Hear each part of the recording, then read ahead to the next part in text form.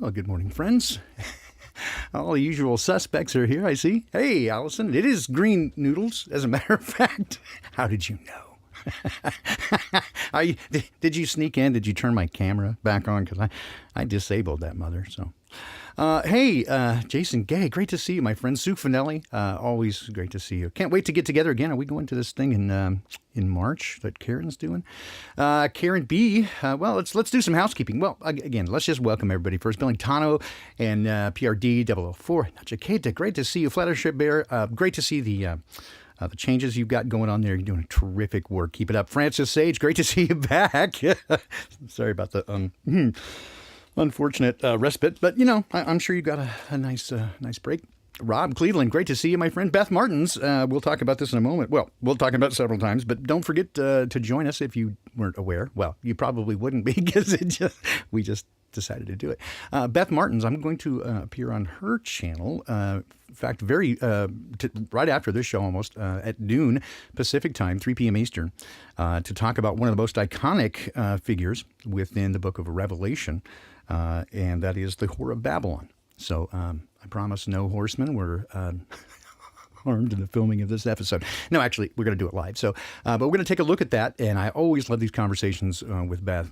Just a bright, talented, witty, and just an amazing healer and someone. Well, I'm so glad to have her in the community. Flat Accord Music, dude, you are unbelievably prolific. I just can't. The amount of material you put out is remarkable. Good on you, and keep it going. It's good stuff, and I love the old school vibe. I love that you're doing it on a 4-track cassette, man. It's just off the charts. Mojo Shop, great to see you, my friend. And well, we got let's see. Oh, Winston, hey, at Long Young Love. See, that's how it started. Anyway, great to see all the folks here. I know I'm missing some people, and of course, if I don't see you in the chat, then I can't. I don't think I have any way to go. Who was here? There's just a few of us. So anyway, here we are. Let's see. What are the housekeeping issues? Yes. Well, the first one was the bit about Beth Martin. So if you can join us, I'll try to. I should have already dropped that link. In fact, I'll just do it now. Here in a moment. Let's see here if I can copy this, and I'll drop that into the chat right now for you. Fine. Ooh, that's a Facebook deal. So I'll have to. Okay. Let's see if I can do it this way. Let's see if I can do it this way. Okay. Maybe this will work better. So let's not do that. There's that, and then that, and then let's see if that flies. I think so. Yep. All right. So that is.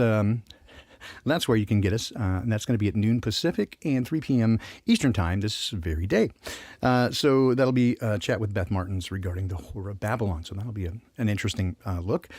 Let's see, what else? Mac Parhar, just keep him in mind. Again, he is... If you aren't aware, this all began back at Flattoberfest of last year in October. He came down from BC to visit us and grace us with his presence as Flat Earth Fucker. And on the way back, when he returned, he was supposed to, according to the Canadian authorities, self-incarcerate. Isolate. Yeah. And so he said, FTFF, fuck the fucking fuckers, and did not. And he had a nosy neighbor, which is, how they train folks these days. To be Nosy Nancy and Karen. So no offense to Karen, but just, Yeah, using somebody's name as an epithet is kind of weird. But anyway, you know what I'm talking about. Yeah, so anyway, somebody turned him in just being a mask hole. And he got arrested, and now he's facing charges. And so, and then things have happened. Of course, he's been monitoring it. We've been monitoring the situation, and he had a court date appearance and has been, again, fairly well supported, but I'm asking for more support. Anyway, in his journey, so court appearance, he shows up with a court appearance, and they will not let him in the building because he's not wearing a mask. Well, he's there, and, of course, and speaks to them, has them on video, and then they, of course, recorded that he did not show up to his arraignment hearing because, they wouldn't let him in. And so it's creating even more problems. And he has, as we probably all would, attempted to go kind of the self-sovereignty route, right? We know what the rules are. But as I've noted and had commented previously, that if you're going to put your faith in their keeping of the rules, I'm afraid you're going to be sadly mistaken. And of course, they are faithless. So despite the fact that there are kind of one set of rules for them and another set of rules for everyone else, and even if you know those rules, they're not going to hold to it. And so they just say whatever they want to do. There is no secret, code. You're not going to say absconde obesity legitimo, right? And cast something. Oh, you did it. You broke the code.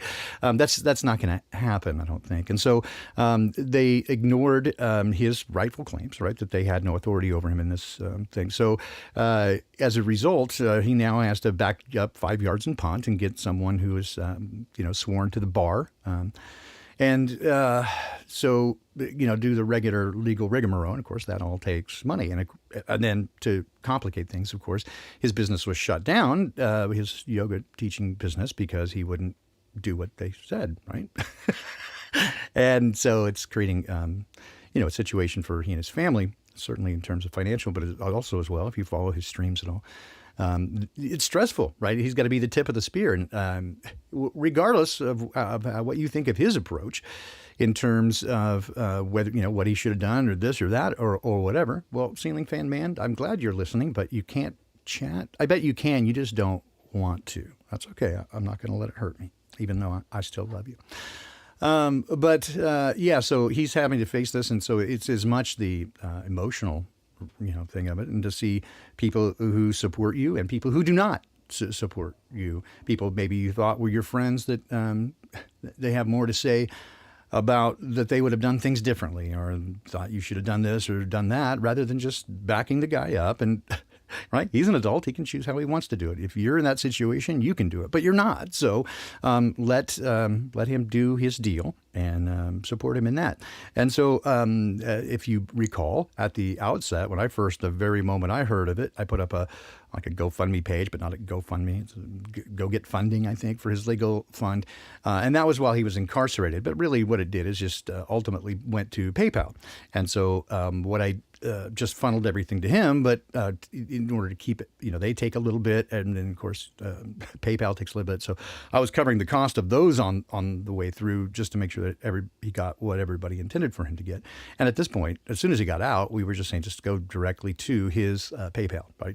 No need to put it in me, because now it's just costing me. I mean, not that I'm not willing to support him, of course, but because I continue to support Mac. As I can't do much financially, but a little bit, but certainly with certainly with my concern and my prayers for him, and then financially as I can, and then just spreading the word, keeping awareness out, because this is going to go on probably for a little bit. And I will also say that he's not going to be the last. Again, we have said from the outset that this is probably the first of many as they begin to test these laws, not only their legality, and again, they'll hold them up in court almost certainly, depending on how many people say no, right? We don't accept that, and we do not consent to this. But unfortunately, what we see is that most of the people in society are willing to just do what they tell you in order to, with the promise of getting your life back. But when they say the new normal, they're not kidding. And again, normalcy simply being the average of all weirdness. It was frankly kind of shitty before. Now you want that back? No, I want real change. Let Mac know that Rebel News is helping people with lawyers. Cool. I will pass along that message. In fact, I'll just copy that right now and make sure that I don't forget. Thank you, Cindy. Absolutely appreciate that. And I will let Mac know. So anyway, so I just would ask that you support him. Even a kind word helps, right? Just to know that people are thinking of you.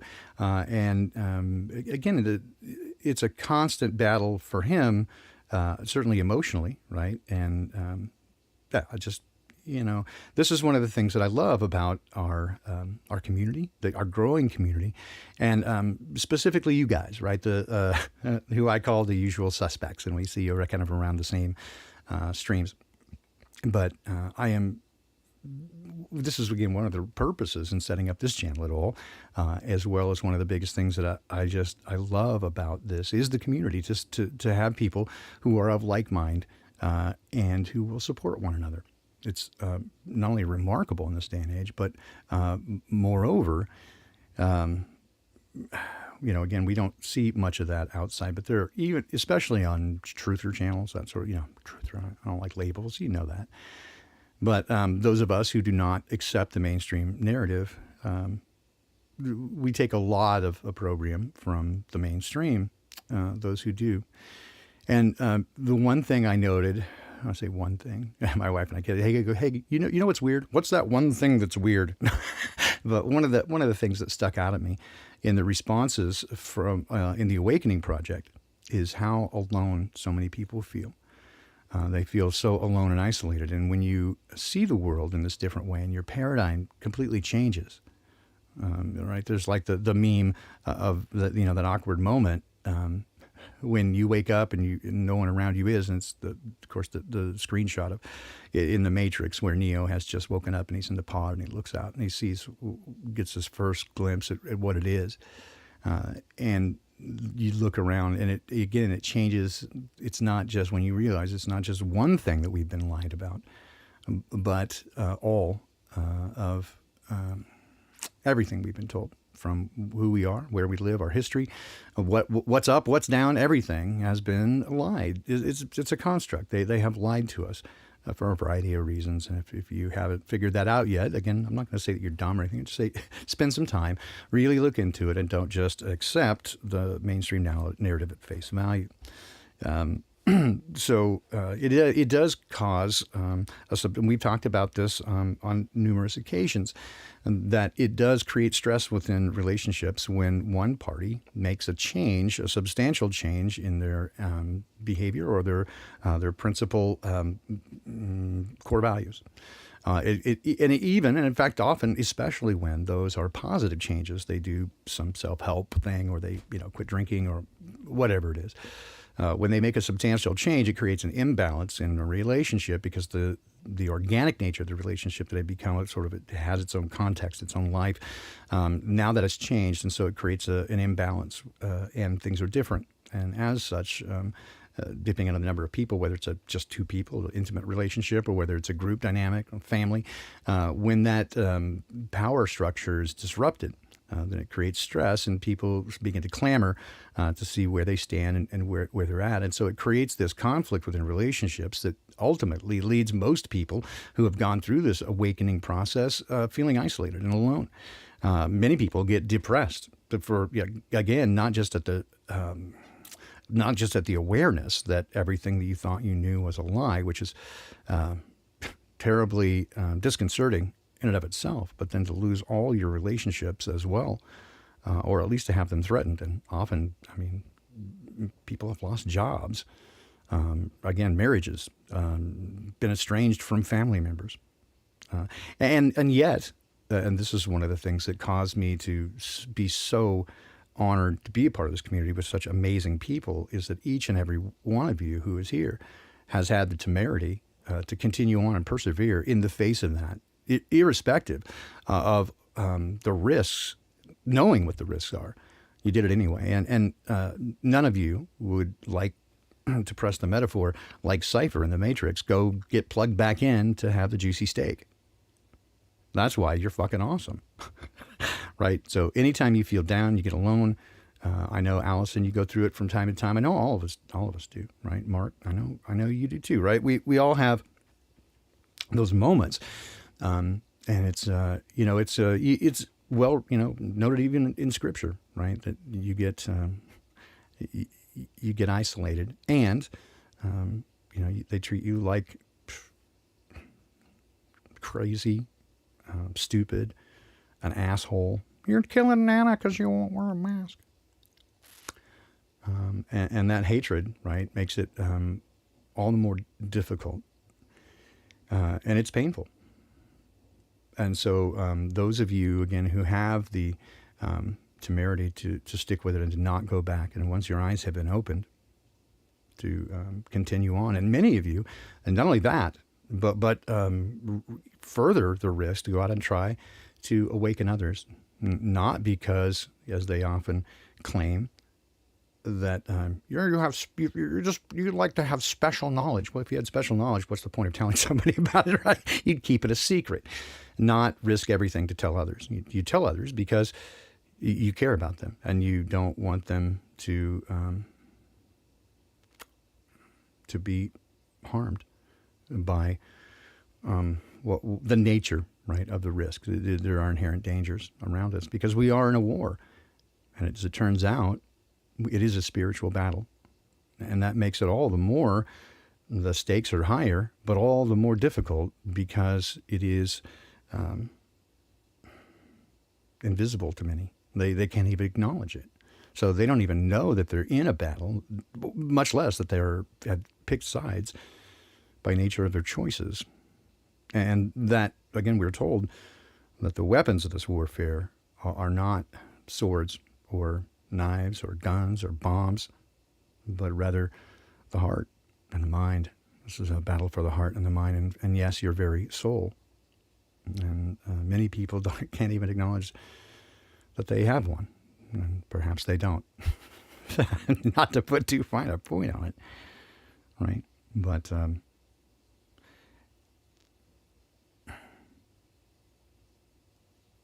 as we see the nature of this around us, and things become increasingly polarized,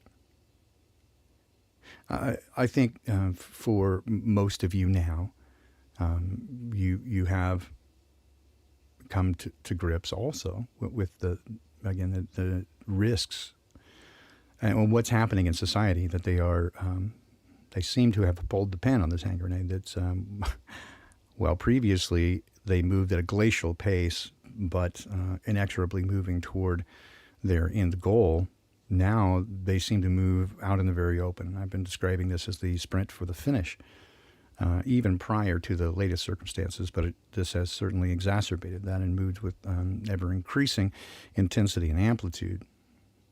And what typically would have been before the Overton window, where they push it open and then draw back and push it over and then draw back, there's not much drawing back now. It just keeps moving forward to the point where, and this is something that, again, we've just seen in the last couple of days, and again, I'm fully aware that this is put out there by a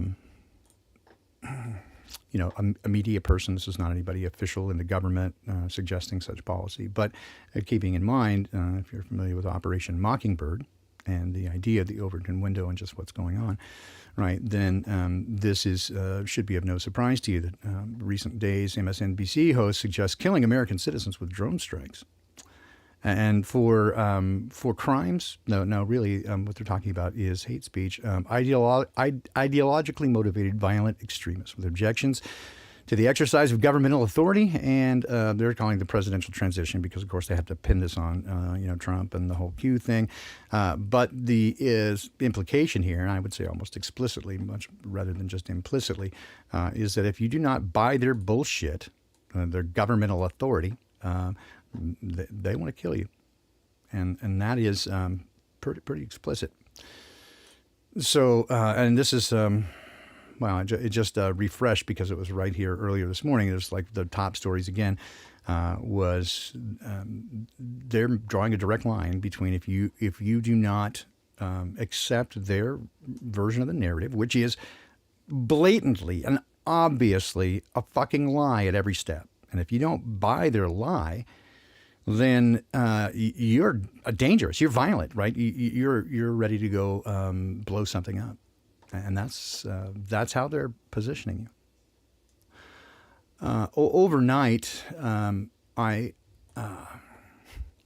I watched just, one of those things that you kind of randomly come across on YouTube, and I became sort of fascinated by it for a number of reasons. But I came across the YouTube channel of this guy. His name's Don Shipley, and you may have heard of him. He's kind of gotten some notoriety in the last few years. And he is a former Navy SEAL. And think in terms of, and they just seem to have kind of a personality. He's a big guy, and he is, again, kind of unsurprisingly, maybe, think in terms of Jesse Ventura, right? Who also, I guess has a background in doing that. But this guy, Don Shipley, and he's a fucking character, let me tell you. And he's a retired Navy SEAL, and so I guess now being what he is and what he was, and he was a chief petty and training guy there for a number of years, and recently retired. So he's got to have something to do. So he's been tracking down people, for stolen valor, and this is one of the things, especially since SEAL Team 6 appeared and did the whole Osama bin Laden bin bullshit and buried at sea nonsense, and Zero Dark 30 and all the bullshit that they fed us there. They become, like the John Wayne Green Beret movie from the 1970s. It gave them some notoriety and very a sense of fame. And so suddenly people, those who do that sort of thing make claims that they were a Navy SEAL. And for a variety of reasons, right? Those who typically do stolen valor are, they're kind of your typical, they're not really full-on con men. Usually there's often people with mental illnesses, but they desperately want respect and admiration, and they have nothing else from which to get it. And so they lie. And one of the things is to take credit for something you did not do, especially such an elite group. As it turns out, and I watched a number of his videos, so what he does is people make these claims. Well, as it's specific to Navy SEAL, one of the things about it, right, is that especially because of the more recent notoriety, it has value. It will put you on the fast track if you're working in something like private security or police or, doing concealed carry training or that sort of thing. So it's something that you can kind of cash in on. And so those people are a bit different, right? So especially with the SEAL thing, they're not just crazy people like in the bar. And if you've ever been to a bar, you've probably encountered one of these guys who drinks heavily, like, with the Navy SEALs, I was a sniper, and I was a Ranger, Delta SEAL, Space Force tail gunner. But anyway, you've seen those guys, and typically they're just sad drunks. But there's another type, right, who does this for because they're sociopathic. They do this because they're con men. And so those are kind of the ones that he really gets after. And the interesting thing, and this is why I bring this up, right, is it's fascinating to watch because initially people would bring. They would find out about him, and so a potential partner or boyfriend or somebody applying for a job, whatever, would make claims of being a SEAL, or perhaps a coworker, right? Make claims, and so if it sounded sketchy, people would get in touch with him and ask him to verify this, and so he has. Not only resources, but he also has one of the resources is a private database of the entire history of every class, everybody who's ever been, the whole history of Navy SEALs. Because again, he was an instructor there for more than a decade, so deeply involved. And so they just put this together. So it's not really even a government database. And the number one thing, right, though, people say if you try to look them up is, oh, you won't find it because it's classified. Mm-hmm. They always go for that. It's hilarious. But that's sort of the thing, right, is that these guys, so he went from just exposing them to then he started calling them on the phone. Like, so instead of doing little featurette films on YouTube, he had a YouTube channel. He'd just do like a little 10 or 12 minute clip and tell you all about this guy and all this bullshit, right? And expose them. And then I guess he got somebody who said, I'd like to be a fly in the wall, right? And when guy saw that you busted him wide open and it's a great idea. So we started calling them on the telephone and would videotape these calls And then now it's progressed to where he and his wife go out and, do the Chris Hansen sort of thing. They confront them. And it's kind of hilarious. I mean, for a minute, but here's the things that why I was fascinated with, right, is that there's a consistent kind of thread going through here. Is a number of things. One of the reasons it fascinated with me is again the nature of the liars and the way that they do them. So it turns out, again, the majority of them had some military service, many of them in the Navy, but usually, a cook or a comms guy or some shitty job on a ship. And it's often been said, when people do stolen valor or pretend to have been in the military, nobody claims to have been a mechanic, right, or a telegraph operator. They're sniper, SEAL, Ranger, airborne, special ops. Yeah. So that's the way they go. And so, in fact, the vast majority of these guys do have some service, but typically, again, real short. Some of them went on for a while there. You could get a 2-year gig in the Navy. They were one of the few services, I think, that allowed a 2-year hitch. And so a lot of them didn't even finish that, right? Or they'd be dishonorably discharged. So they knew a little bit of the lingo. They knew some of the stuff. And in fact, some of the most successful of the SEAL impersonators actually worked with the SEAL team as techs, right? So they basically were support for them. And so they pretty much, he's not saying they all do, but in fact, he worked with several of them. And I know that guy. They would just pretend. Again, they were just, I guess, embarrassed. They worked so closely with SEALs, and everybody's like, "Ooh, Navy SEAL," and so they just started claiming that they were a Navy SEAL rather than the guy who did the laundry. And again, just again, I'm not big militaristic. I'm not a big pro-military guy, but people do it for their own reasons. I was very, very close. I almost went into the Marine Corps in ROTC. I was offered a scholarship to law school, and then they again asked me to do some intelligence stuff. But I got down to the last minute. I mean, I did the ASVAB test, set a score on that, and so they were pursuing me for other reasons. But at the very last, I mean, literally, I did everything, fill out all the paperwork, did everything up to the last minute. Just and at the last minute, did not swear in. And my recruiting sergeant, Seco Biano, was just furious because he was going to get a big bonus, I guess.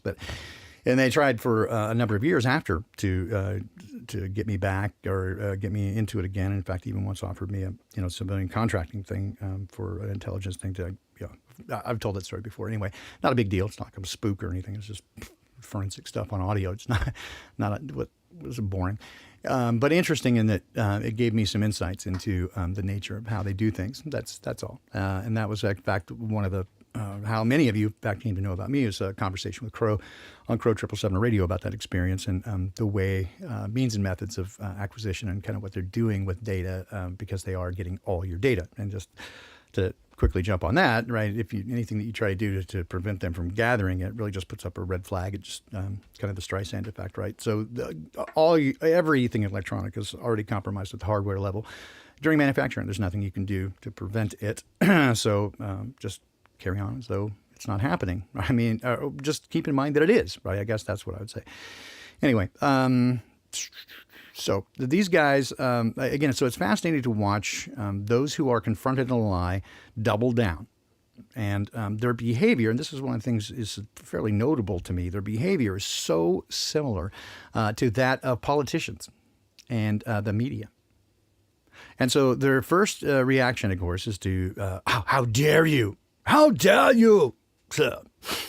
Is to be offended that someone would have the, oh my God, I just can't believe he had the audacity, right, to accuse me. Oh, how dare you? And then they double down. Right, and of course they almost always go to, well, of course you wouldn't find the information. It's all secret. It's all classified. Don't you know that? If you know anything about SEALs, and often they don't have any idea who he is, so they're like, if you knew anything about the SEALs, you'd know that it's all classified. Well, and of course, it's not. So they double down. and they have a particular behavior. And one of the things, of course, is to confuse, try to misdirect, and they just continue. They blah, blah, blah, blah, blah, blah, blah, blah, blah, blah, blah, blah. Sort of, I think, in hopes of either you're going to convince the person or you wear them out and they finally just go, oh, fuck. Right. And you're hoping to throw so much stuff out there. And if they can't dismiss or debunk every single one of them, and I think you recognize this behavior amongst those who are staunch defenders of the heliocentric model, that they'll just scatter again and just throw 50 things out there and go, yeah, well, what about this? What about that? How does a chicken sandwich work? And how does a haircut work? Yeah, right. And it's like if you don't have an answer for silly questions, then, they got you. Right, even though they don't have even the basics covered, they can't even get the basics of their own model. Anyway, the point here being is that the behaviors are remarkably similar. So you see exactly the sort of thing that, for example, let's see again. Keep in mind if you're unfamiliar with how I view things and what's going on here. Right, so we have. What's her name? Margaret, I don't know, whatever, the gal who was recently elected to one of the, I think, Congress, and she's a QB. And so, again, from my perspective, it's exactly the same thing, only a little more specific and in a different way, but it's still the exactly the same thing. The purpose that Trump served was to be sort of the pinata. They turned him into a caricature of what the conspiracy theorists, right, just crazy thing would, so they can, offer a program toward that and to make it pariah. And it already was, but it gives them, all right, an embodiment of it. And so he plays this caricature, and that's the part that he played. And so that's what they think of you, right? If you want to look at it, that's who they think you are, is that guy. And that's the part that she's playing. But as they roll this out and make these, again, accusations, what they do is they combine all the things and just make it everything that they can. And they've been doing this since they weaponized the word conspiracy theorist, did the CIA, in the wake of the assassination of John F. Kennedy. And that's when they did that. And they would openly, and you can go back and find this very easily because when I was in the 7th grade, I did a Texas history report. I was in Texas and did my history report on the JFK assassination. And we had recently moved there again from Washington. I became fascinated with it. There was a radio station that had a call-in show on Sunday nights, and often that was the topic, was going over the Kennedy assassination, because it was in Dallas. And at the time, this was in the 1970s, it hadn't been really that long in the past, and so still a hot topic of conversation. I became very quickly, convinced that it was something going on. So my 7th grade history report was on that, and I found a variety of information, studied on it, in depth. But one of the early things you could see is that the way the media latched on to the idea that those who didn't believe, those who thought there was a conspiracy theory, were the same ones who believed in UFOs and Bigfoot. Well, now, of course, certainly UFOs, and to a lesser degree, our forest friends have become a little bit more mainstream. In fact, that is more easily accepted, especially the UFO phenomenon is far more accepted than is what is actually the truth, right? That there are secret societies who have been, insofar as we can tell, going back until they some event happened and they destroyed all the information, all the history prior, and changed everything and told us a lie about where we come from in the history, all the way up until the present day. And so there's innumerable piles of evidence for that. In fact, almost irrefutable evidence that that's what's happened. Now, again, beyond that, and this is what I say with some frequency, is that the truth movement or truthers is a bit of a misnomer, and that we don't really always know what the truth is. In fact, it's very difficult to come by because they have hidden it so well through destruction or obfuscation or misdirection. They've done a pretty remarkable job of hiding things. We can put a few things together here and there and infer a few things. Hi, Karen. Welcome. But it is very difficult to put it together. So finding the truth is very, very difficult. And I will also say that those who, the absolute certainty is the imminent domain of frauds and fools. And if someone claims to have it all figured out and they know everything, then I would run away very quickly. That's my advice. I won't tell you what to do. But those who are certain of anything, whether that is Yeah, again, anything, a religion or anti-religion or, settled science, there's no such thing. So if someone tells you that they absolutely, there is no God, or there absolutely this religion idea, or this is what happens when you die, fuck, man. Nobody knows for sure. There's a lot of indications. Some people are more insightful than others. There's evidence here and there, but we don't know, right? Anybody who says they do is, again, a liar or a fool. Maybe both.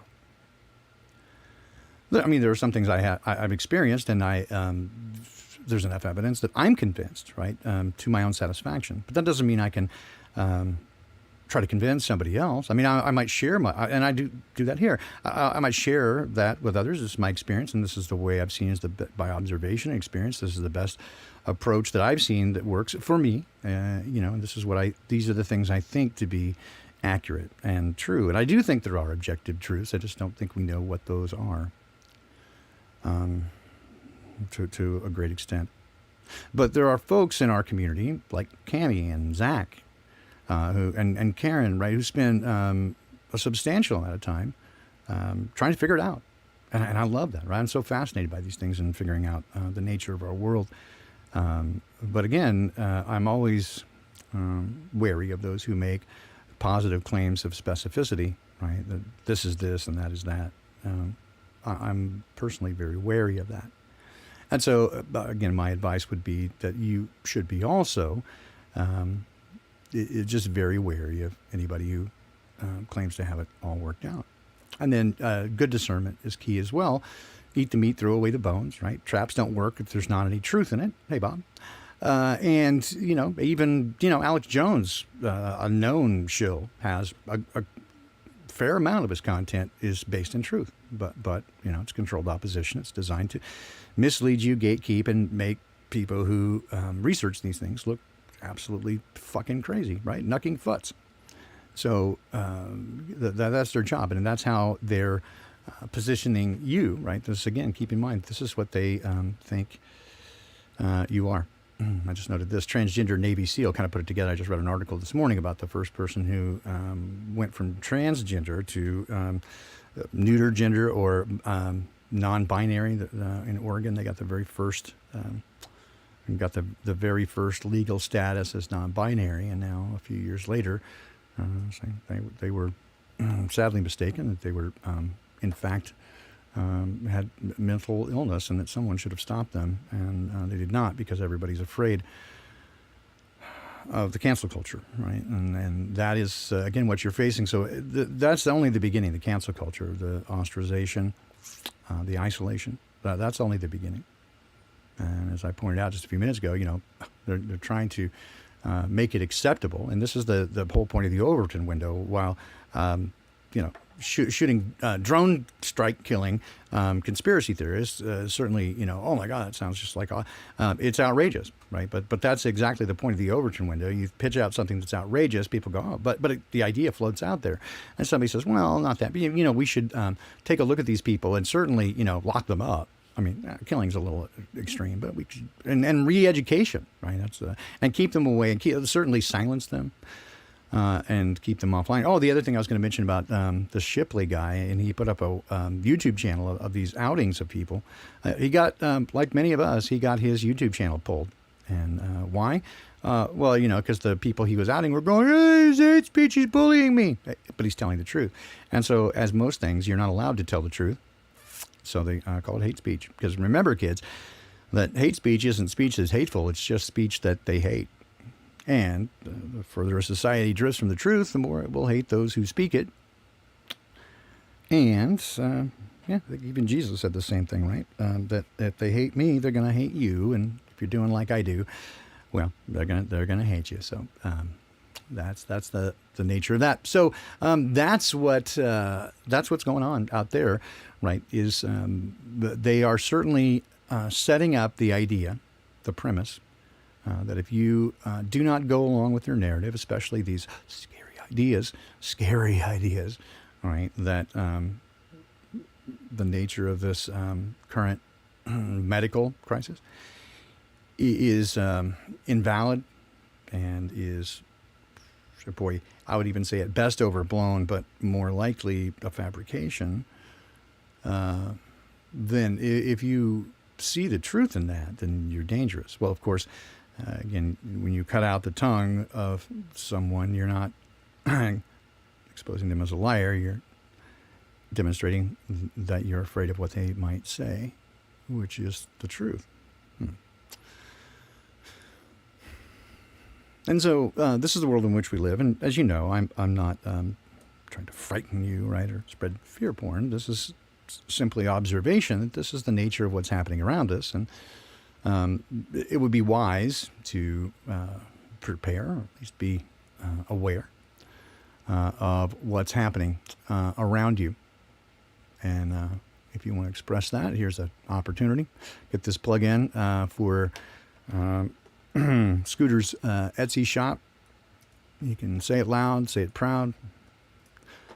Fuck the fucking fuckers. $25. I don't get anything out of it. Just it goes to, well, I'm sure it's like most things, it's going to go, much of it goes to Teespring or wherever he has it done, but also for Scooter, right, for doing what he does and supporting our community. I love it. So, but I'm ever so proud and honored that fuck the fucking fuckers would show up. Boy, I had a variety of things that I knew I was going to bounce around today, but ultimately, I would be remiss if I didn't point out this right now, because I see the chatter going on with Karen. That was another thing I wanted to get into the housekeeping earlier. Is that the event is back on, not the 20th, but the 27th, but back in the same location as was Flattoberfest. So hook up with Karen B, get all that information. It's the Return of the Sun, and good time to get together with like-minded individuals and put some positive vibes out there and throw some of those holy hand grenades of unholy flaming death. I mean, put out those vibes, right, to affect the world and manifest actual good shit around you. So, again, my apologies if I'm kind of all over the map. That was one of the other bits of housekeeping, is that you'll notice for the next couple of weeks, it will be a little bit scattershot as trying to wrap up a few things and prepare to take the next steps in both making this a little bit better and more engaging channel, which takes a bit more time, which means that I have to step away from my regular job a little bit to make that happen, but also hopefully is to move forward into the poppy cult. I know I said the C word. We say that as a joke, and you roller coasters can have all the fun with it you want, because you're retarded.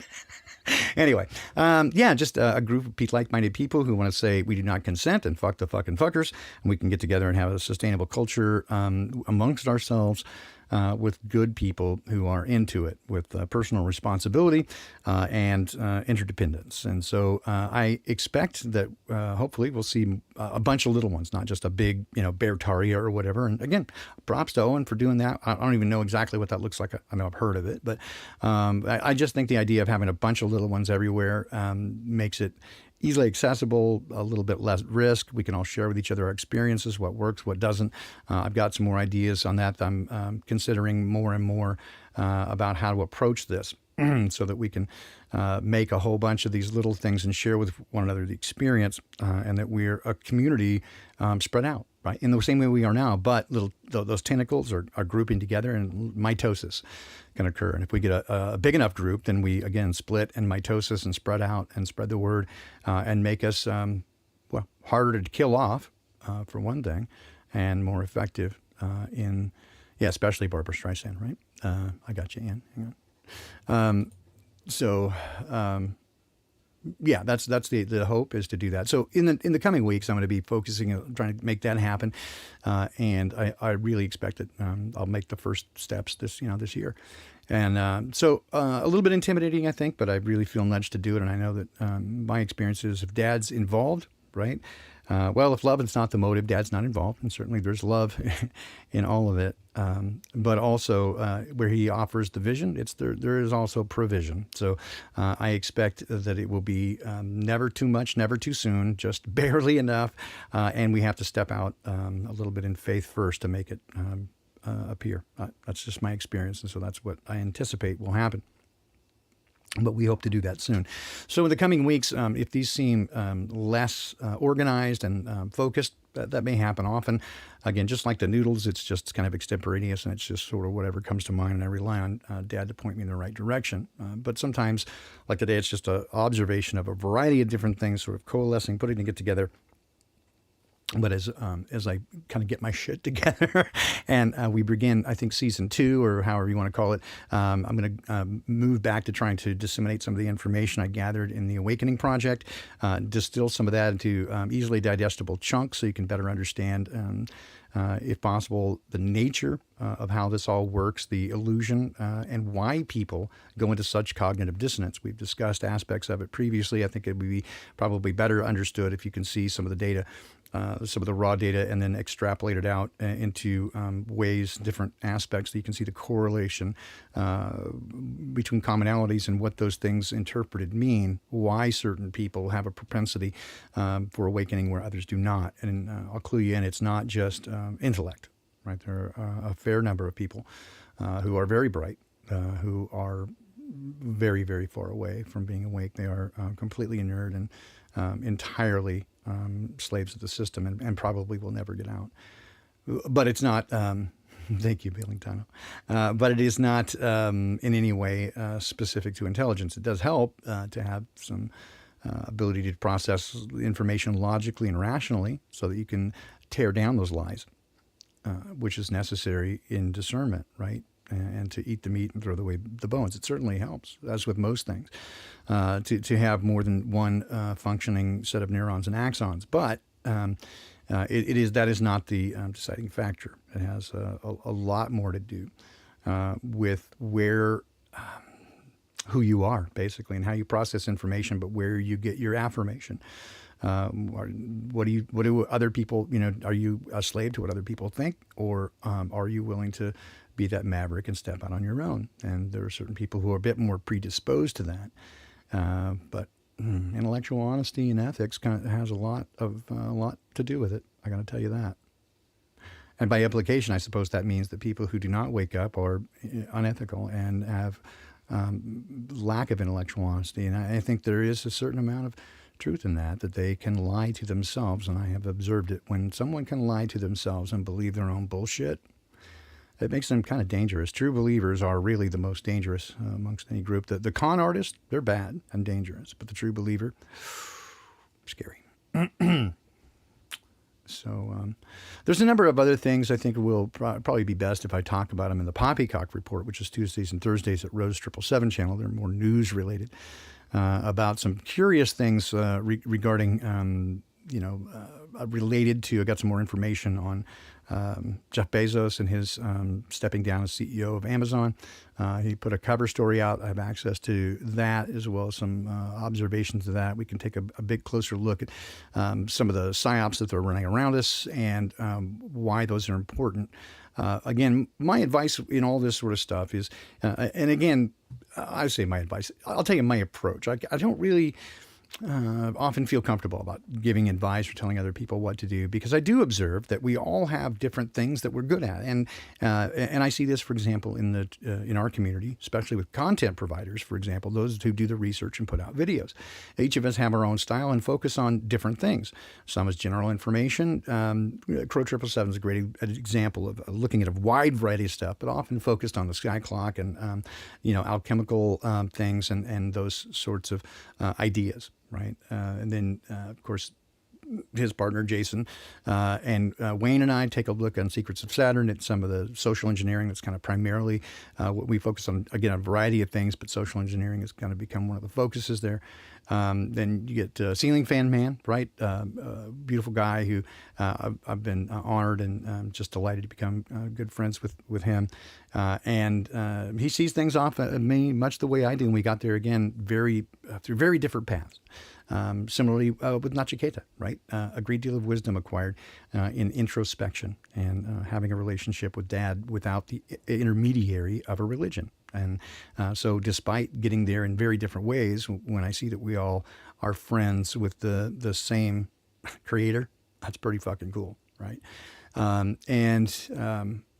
and then that shows itself around. We see other people in our community, Allison, right, who just showed up on Iron Realm Media, and I love those guys at Iron Realm. I like to drop in and visit those. It's often, they do. It's often very. It's not high traffic in the chat, but it's the right people. It's all the coolest people, all the cool kids. It's like our little secret smoking lounge. So hat tip to those guys at Iron Realm Media, and Cammie and Walt and Zach. It's a great place to see it be like Yogi Berra. Nobody goes there anymore. It's too crowded, right? So nobody goes there. Anyway, my point being, everybody has different things that they focus on, right? So there's some who focus specifically on the nature of cosmology and our understanding of that. There are other people who smoke. See, there's a Freudian slip for you. There's others who focus on gematria, right, and the numbers. And there are others who focus on psyops, breaking them down, false flags when they come out. And so, it was never my intention to really break those down on this channel. There are times I kind of want to, right? Times I want to look at some of those things, but often I can, just point somebody else to it, right? And they do a terrific job, so I don't feel the need to revisit the same material. Unless I have a unique take on it or something I think somebody else either missed or I have a different idea about it. So I'm willing to offer them when I get them, but that's just not the focus, right, of what I do. And so I am, again, reticent to say my advice, because just say my approach, because I don't want to advise somebody to not do what they do. Everyone does the thing that they should do, I think, and it gives you a great opportunity to sort of, again, eat the meat, throw the bones away.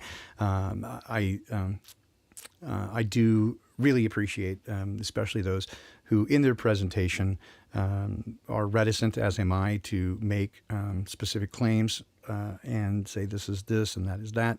Again, I'm not going to get into specifically bashing anybody in particular who has a different approach to it, but it does tend to put me off a bit because human nature is that, and you'll see this around you all the time, is that once you accept a particular viewpoint and you believe in it, then you become a defender of it. When somebody presents you information that is contrary to that or requires you to challenge those beliefs, almost instantly most people want to defend their beliefs because it is theirs, right? And so they cannot look objectively at the new information.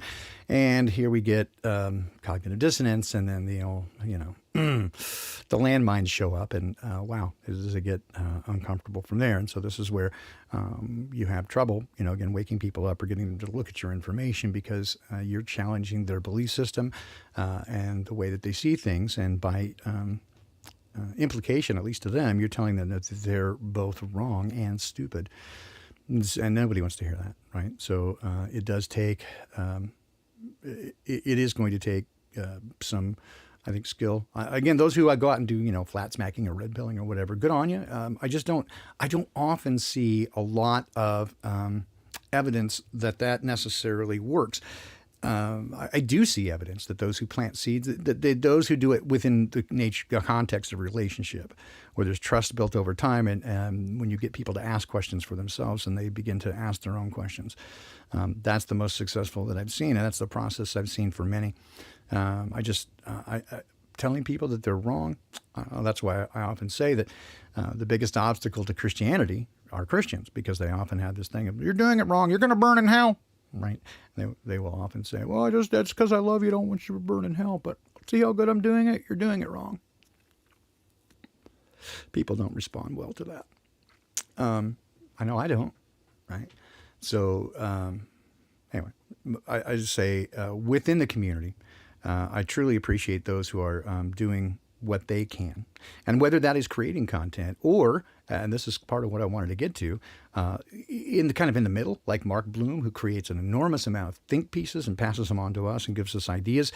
He's not necessarily as comfortable in doing the presentations as writing about them and putting them together. He's brilliant. He's got fascinating ideas, especially in the nature of, again, symbols. As is his education, and then people like, again, Sue and Melanie that support us, again, emotionally. They always have a kind word, and they're always encouraging. God, we need that so much. It's so hard sometimes when you open yourself up to this. There's going to be knuckleheads out there, and for the most part, we have thick skin, and we can, I'm silly delicate. And, I don't even know what it means, but I'll take it as a compliment. But I'm so honored and pleased to have again all you fine folks and great sense of humor. And when I see again the good vibes in chat, and we're so blessed to not have much of a troll presence here. I know you guys are on it when the occasional one does show up. There's one person who's really again, don't worry about it. Nobody listens to them anyway. It's just people sometimes will send me links, and it's like, oh God, so gross. Anyway, but we're remarkably and thankfully mostly free of that, and it's beautiful to see the way you guys support each other. And so when I ask for help for people, like when Dawn needed a phone, and when we needed a place to stay for Sue and for Rose, you guys jumped in right away, man. And that's just. Man, where else do you see that, right? We're the crazy flat Earth people or whatever, and yet these are the best people around, right? I love you guys, like sincerely and genuinely, and getting to meet some of you at the Flattoberfest was just pure delight. I'm telling you, the glow didn't wear off for months afterwards, and it's just perfect timing for another one. As it turns out, the 27th of March. Get your tickets now. And I got to figure out how to get there because I just don't know if I can do that flight again. But it's a brutal long trip. It would be like a week, 10 days round trip to do the whole thing. Just constant driving. I would be exhausted. And that's the other thing I think I wanted to get to. I would be remiss if I didn't at least mention. I'm not big on mentioning it, but I think I need to. And that is that. As most of you know, who, again, since you're part of the usual suspects, most of you know that our lovely Rose 777 has gone through a stretch of real difficulty in terms of health issues. And thankfully, she is on the mend, and she's finally home after having to, against her wishes, really against her wishes, going to the hospital for a number of days to take care of a number of different issues. And but thankfully, right, it's not super serious in terms. I mean, it is serious, but it's not something that's not treatable. It's not dire unless she doesn't take care of it, right? So mostly diet and that sort of stuff, which makes sense, GI related. But I'm so thrilled that she's coming around. We just got our first season 2 episode of Poppycock reported on Thursday. It was so close. Thank you, Ben Flat. I am rambling. Yes, indeed. I'm glad you like it, but it is rambling, and I'm so apologetic for that. But I warn you that next couple of weeks could be that way as well, as I'm trying to put a number of things together. But the point here I was trying to get to, right, is that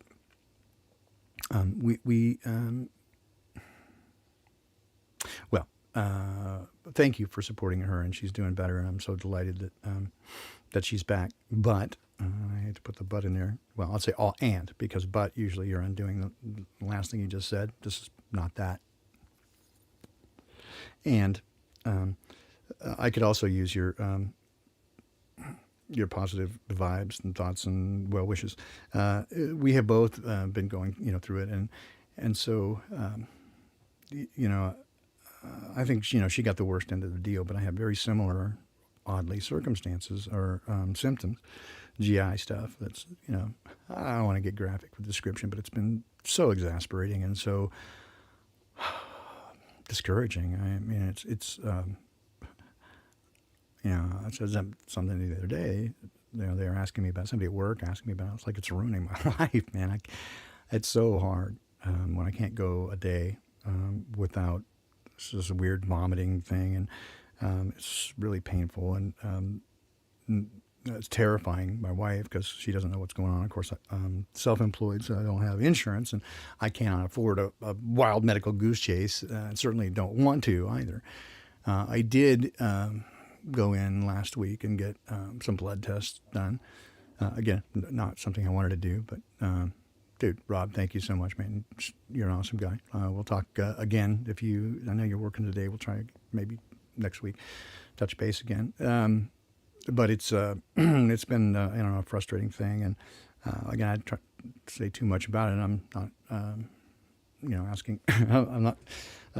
The point is, I just I guess say be aware that I'm still not 100%. It's still every day is a challenge and struggle. I have some better days, some not as good, and thankfully today is a little bit better day. I've had to skip a number of Secrets of Saturn episodes because I just can't. I'm so terrified that I'm gonna because it's right about the time of day. So it does seem to follow certain patterns, and there are certain times of day it's worse, and that seems to land right at a time of day that's that often. I do have issues at that time of day, and so it's difficult. And I don't want sputum in my microphone, but anyway. I don't get too graphic, and I'm not asking you to feel sorry for me. That's not the point. I guess I'm sort of explaining that it's a little bit challenging right now to stay on top of stuff. I'm really behind. I got people I need to call. I'm just so like I got one of our friends, Brian Jackson, is having a terrible. I mean, his fiancée is, well, she had a bad diagnosis, and now I understand that she's going into organ failure, and so she may not go very long. And I've been needing to talk to him, and I every time I try to open up a window for it, I get so sick I can't do it, and that just breaks my heart. And so I got emails I got to respond to, and trying to take care of you guys, and I can't when I can't do it. And so I just again understanding, I guess, is what I asked for, and just prayers, right? That Cindy, thank you so much. Anyway, just prayers for that. It's just, and again, I would be remiss if I did not again say thank you to Melanie Moran for the salve, and for grounded extracts. That stuff is awesome. And it is, I think, helping. I have to go through bits and pieces of people have sent me stuff, and I can't throw everything at it at once, or I won't know what I'm doing. I won't know what's helping, what's not. So bits and pieces, trying through diet and some of these additional things to try to improve the situation. And it has, again, at the outset, it was nearly all the time. And since focusing on it, I have better days now. So it's not all the time, but it is still challenging. And but so thank you so much for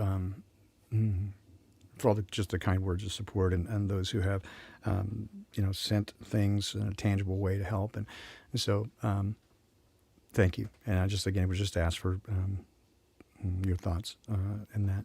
I see some, again, chatter in the chat, and I want to just address that. Yeah, the idea of trying to get a place, and I've been trying to run some numbers and see what it would take to do it. I think I've got some ideas now how to perhaps get started. And I mean, I don't know. I'm not a financial expert, and I certainly don't have a lot of bread, but I'm willing to throw in my portion, both financially and sweat equity, to make it occur. And so we'll try to make a way and figure out what's viable, what's plausible, what's doable, to allow people to get involved at different levels and in different places. So trying to figure that out so that we can be prepared and have some movement. Cammie sent me a very interesting property listing, and so thinking about that. It's very interesting, is all I'll say. It's unusual. It's not what I had been looking at previously, but it does bring up some very interesting ideas. So anyway, we're looking at it. And for those of you who are interested in that, again, go ahead and send me an email. All the stuff is in the show notes, unintended.consequences3@gmail.com. Just community living or, cult, I don't care, whatever you want to call it. If you're interested in that, send me an email. We'll just try to stay in touch. And I think pretty soon here, hopefully by March, we'll start some Zoom meetings or whatever to try to just open up the dialogue and see where everybody's at. And anyway, we'll try to get all that worked out. I want to start the conversation. And, I suspect that what's going to happen is that people will sort of migrate into groups of more like-minded, togetherness. And I love that. I mean, Don't feel like, again, everybody's got to be in one spot. I think we will end up having both geographically and even perhaps ideologically, disparate groups, which is great. I mean, I think any one's better than the other. So anyway, I want to start this conversation and move forward. Okay, I don't want to. All right. So you're going to join the cult? Yep, the poppy cult. It lives. We'd started joking about it, right? So it's not a cult, and then some troll like they're starting a cult. So we just said, "Fuck the fucking fucker. It's fine. You want to call it a cult? Fine." The definition of cult, right, is literally devotion to an idea or principle or a person. So we'll toss the person out. No one needs to be devoted to a bald guy. It's just a weird thing. But we're all going to be devoted to one another, right? But we can be devoted to the idea. I'm fine with that, right? So anyway, to that end, thank you again so much for being here, every one of you. I so appreciate seeing you every week, and it is an encouragement to me. This is what I look forward to all week long, is the weekends that I get to spend the time with you. And it is almost more than I can bear to not be already living with you guys and doing the stuff. It consumes me now. And the idea when every time I talk to Cammy and Zach, I'm like, fuck, I need a lab, man. I so want to get into a lab and do experimental physics again. But down the road, the first thing first is get together and fuck the fucking fuckers, right? Anyway, love you guys. I got to get off here and do a little prep work so that I can be ready for a stream with the lovely Beth Martins. And I will give you again, let me find that link so I can give it to you again. I'll be a guest of Beth Martins, as we discuss, again, one of the most iconic figures in the apocalyptic book of Revelation, which is the Horror of Babylon. What is it, and what does it mean? Prophylactics not provided. I don't think the STDs are going to be a problem, but anyway, there's that. And so that'll be at noon Pacific time, 3 p.m. Eastern today. And that there's the link to that. I'll be back tomorrow morning, 7 a.m. Pacific time, 10 a.m. Eastern. Ancient Wisdom for a Modern World. And take a look at the book of Proverbs. And these days, getting into a little extra, maybe some Psalms or some of the minor prophets, maybe. Tomorrow evening, 5 p.m., Sola Scriptura. I think it's sort of scriptural this week. I never can remember. I'm so dumb. Anyway, love you guys so much. Let's find some tunes to leave with. It's again, there's not a lot of them from which to choose of the previously recorded stuff. But Joe Ray and I are again talking. That's one of the other things, talking about trying to get together and get some of our old get the band back together. Get some of our old songs put together. A few of you have asked about Noodles as well. If you could find, like put on an album of Noodles, that sort of stuff. And again, I just kind of remind that the basic premise of the Noodles before the show starts is really just an opportunity to kind of open the room, set the mood, and really it's all extemporaneous. It's not any songs or arrangements or anything. It's just I just start playing. So it gives an opportunity for me to kind of clear my mind and makes it all sort of extemporaneous and hopefully offers the opportunity for inspiration. So that I can kind of clear everything out. And it usually works to that extent. But if it pleases you, again, I'm trying to put together some things, and I know that I'm such a kind of a weird perfectionist that if I were going to do something, I wouldn't just sit down and do that. I'd try to put it together and make it nice, and of course that takes time and blah blah. Trying to figure out a way to approach that. Similarly, as we again approach the idea of trying to step a little bit away from the regular grind of work and devote more time to this. That's also going to require changing the income a little bit. So set up a Patreon page. I'll launch that soon. Give you some options if you want to contribute to that. We'll give you some options on how to grab the thank you gifts, because of course I wouldn't want to do it without the appropriate honoring the gift and to give back as I am wont to do. let's see here. What do we need to do today? Let's do, again, there's not a lot to choose from. So I'm going to go with this one. This is one of the later ones, I think 1995, early 1996, something like that, called Too Much, and music by Joe Ray, and I did most of the lyrics, and Jim wrote some as well. But this actually was recorded by another group that I put together in Northern California recorded in about 2002 to showcase some of these songs. Anyway, we'll throw this at you. It's called Too Much, and I'll see you again tomorrow morning. Hopefully, I'll see you over at Beth Channel in just a couple hours. Have a great day, and again, thank you so much for being here. You get just like big virtual hug, group hug. Yay! All right, take care, guys. Thanks so much.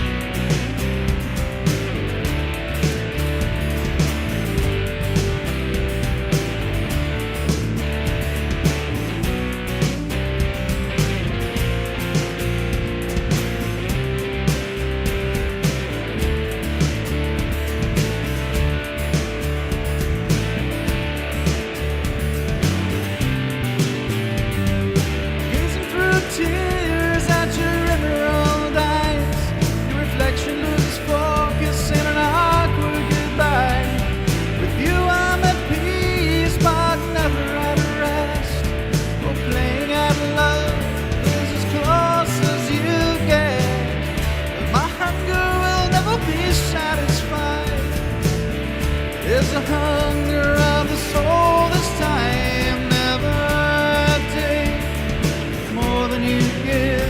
Never break what you cannot replace. Things easily shine.